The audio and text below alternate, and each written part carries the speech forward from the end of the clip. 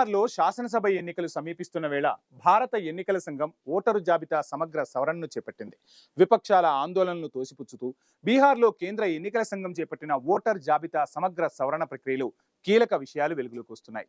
బీహార్లో ఇంటింటినీ తనిఖీ చేస్తున్న ఈసీ సిబ్బందికి భారీగా బంగ్లాదేశీలు, నేపాలీలు, మయన్మార్ పౌరులు కనిపించారు. వారి వద్ద ఆధార్, రేషన్ కార్డు, నివాస ధృవీకరణ పత్రాలు కూడా ఉన్నాయి.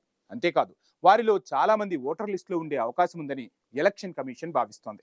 అందుకే ఆగస్టు తర్వాత వారిని విచారించి ఓటరు జాబితా నుంచి తొలగిస్తామని ఎలక్షన్ కమిషన్ తెలిపింది. సెప్టెంబర్లో విడుదల చేసే తుది ఓటరు జాబితాలు విదేశీయుల పేర్లు ఉండవని ఎలక్షన్ కమిషన్ స్పష్టం చేసింది. బీహార్లో ప్రస్తుతం 77,000 మంది బూత్ లెవెల్ ఆఫీసర్లు, ప్రభుత్వ సిబ్బంది, రాజకీయ పార్టీల కార్యకర్తలు ఓటర్ జాబితా సమగ్ర సవరణ ప్రక్రియలో పాల్గొంటున్నారు. బీహార్లోని మొత్తం 7.8 కోట్ల మంది ఓటర్లను వీరు తనిఖీ చేయనున్నారు. ఇప్పటికే బీహార్ రాష్ట్రంలోని దేశ సరిహద్దు జిల్లాలైన అరారియా, కతిహార్, కిషన్గంజ్, పూర్నియాలలోని ఓటర్ల జాబితాలలో నేపాల్, బంగ్లాదేశ్, మయన్మార్ దేశస్థుల పేర్లు ఉన్నట్లు ఈసీ గుర్తించింది. ఈ అంశంపై ప్రస్తుతం ఎన్నికల కమిషన్ క్షేత్రస్థాయిలో దర్యాప్తు చేస్తున్నట్లు తెలుస్తోంది. విదేశీయుల పేర్లు ఓటర్ల జాబితాలో ఎలా చేరాయనే సమాచారాన్ని తెలుసుకునేందుకు ఈసీ ప్రయత్నం చేస్తుండటంతో అసలు ఇది ఎలా సాధ్యమైందనే విషయంపై త్వరలోనే స్పష్టత వచ్చే అవకాశం ఉంది. దేశంలో దాదాపు 2 కోట్ల మంది బంగ్లాదేశ్ వలసదారులు ఉన్నారని 2016లో నాటి కేంద్ర హోంశాఖ సహాయ మంత్రి కిరణ్ రిజిజు పార్లమెంటుకు తెలిపారు. బంగ్లాదేశ్ వలసదారుల్లో ఎక్కువ మంది బీహార్, అస్సాం, పశ్చిమ బెంగాల్, జార్ఖండ్లలో ఉన్నారు. బీహార్లోని సింహాచల్ ప్రాంతంలో ఉన్న 4 జిల్లాల్లో బంగ్లాదేశ్ వలసదారుల సంఖ్య గత కొన్నేళ్లలో గణనీయంగా పెరిగింది. బీహార్లో 20 ఏళ్లు కేంద్రంలో, 11 ఏళ్లు ఎన్డీఏ ప్రభుత్వమే ఉందని, విదేశీయులు ఎవరైనా దేశంలోకి ప్రవేశిస్తే దానికి ప్రధాని మోదీ, హోంమంత్రి అమిత్ షా, సీఎం నితీష్ కుమార్లే బాధ్యత వహించాలని ఆర్జేడీ అగ్రనేత తేజస్వి యాదవ్ ఆరోపణలు గుప్పించారు. దేశానికి, రాష్ట్రానికి భద్రతను కల్పించే స్థానంలో ఉన్న మోదీ, అమిత్ షా, నితీష్ కుమారే విదేశీ ఓటర్ల చేరికకు బాధ్యతను తీసుకోవాలని తేజస్వి యాదవ్ స్పష్టం చేశారు. విదేశీ ఓటర్ల బలంతోనే బీహార్లో ఓసారి 40 లోక్సభ స్థానాల్లోని 39 సీట్లను, మరోసారి 40 లోక్సభ స్థానాల్లోని 33 సీట్లను ప్రధాని మోదీ గెలుచుకున్నారని తేజస్వి యాదవ్ విమర్శించారు. ఈ విదేశీయుల దన్నుతోనే నితీష్, బీజేపీ 20 సంవత్సరాలుగా బీహార్ అధికార పీఠంపై కూర్చున్నారా అని తేజస్వి యాదవ్ ప్రశ్నించారు. ఓటరు జాబితా సమగ్ర సవరణలో భాగంగా బీహార్లో 80.11% మంది ఓటర్ల లెక్కింపు ఫామ్లను నింపారని ఎన్నికల కమిషన్ అంటోందని ఆర్జేడీ అగ్రనేత తేజస్వి యాదవ్ పేర్కొన్నారు.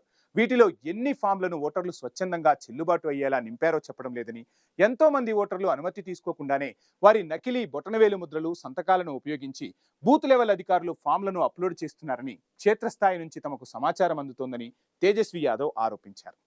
కేంద్ర ఎన్నికల సంఘం వద్దనున్న సమాచారం వాస్తవ విరుద్ధమైందని, డాక్యుమెంట్లు లేకుండా, ఓటర్ల ప్రత్యక్ష భాగస్వామ్యం లేకుండా ఎన్ని ఫామ్లు అప్లోడ్ అయ్యాయో ఎన్నికల సంఘం ఇంకా చెప్పలేదని తేజస్వి యాదవ్ మండిపడ్డారు.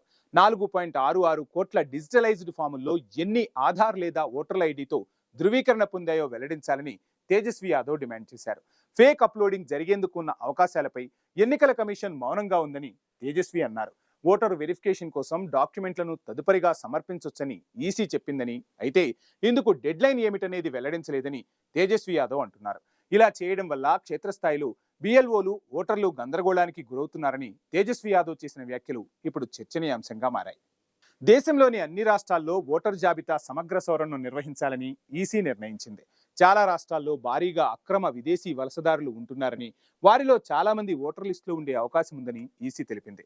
విదేశీయులను ఓటర్ లిస్ట్ నుంచి తొలగించేందుకు ఓటర్ జాబితా సమగ్ర సవరణ ప్రక్రియ చేపట్టినట్టు ఈసీ వెల్లడించింది. పశ్చిమ బెంగాల్, అస్సాం, కేరళ, తమిళనాడు, పుదుచ్చేరిలో ప్రభుత్వాల పదవీకాలం వచ్చే ఏడాది మే కల్లా ముగియనుంది. దీంతో బీహార్ తర్వాత ఆ రాష్ట్రాల్లోనే ఓటర్ జాబితా సమగ్ర సవరణ చేపడతామని ఈసీ ఇప్పటికే స్పష్టం చేసింది.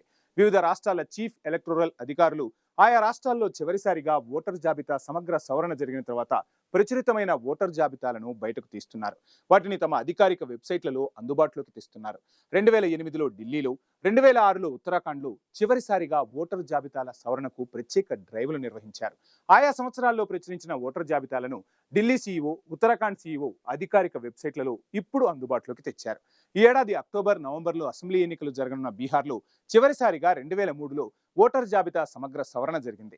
ఆ ఏడాది ప్రచురితమైన ఓటర్ జాబితాలోని సమాచారం ఆధారంగానే ఇప్పుడు బీహార్లో ఓటర్ జాబితా సమగ్ర సవరణ ప్రక్రియ కొనసాగుతోంది.